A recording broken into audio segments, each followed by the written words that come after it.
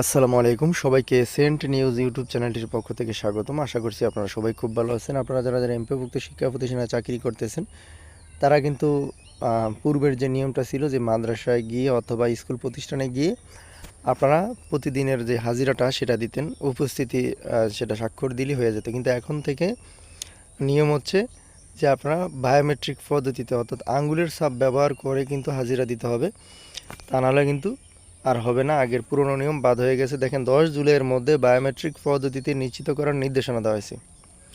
Biometric হাজিরার ব্যবস্থাপনা পাওয়া না গেলে এবং কোনো শিক্ষক কর্মচারীকে অনুমোদিত অনুপস্থিত পাওয়া গেলে সেই প্রতিষ্ঠানের শিক্ষক কর্মচারীর বিরুদ্ধে ব্যবস্থা নেওয়া হবে।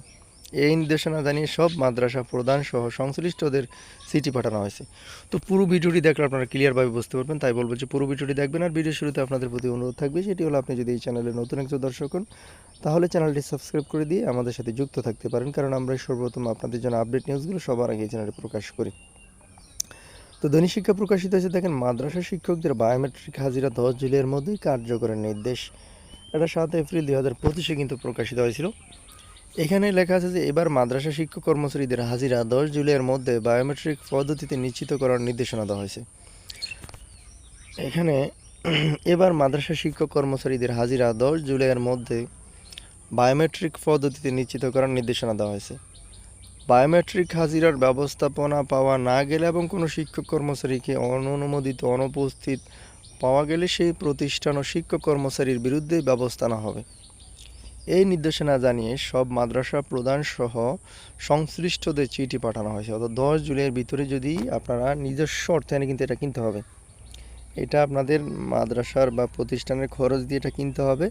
এবং 10 জুলাইয়ের ভিতরে যদি আপনারা এটাকে না চালু করেন তাহলে কিন্তু এটা অডিট আসবে, এবং তারা যদি আপনাদেরকে এটা না দেখে তাহলে কিন্তু আইন অনুযায়ী ব্যবস্থা গ্রহণ করা হবে।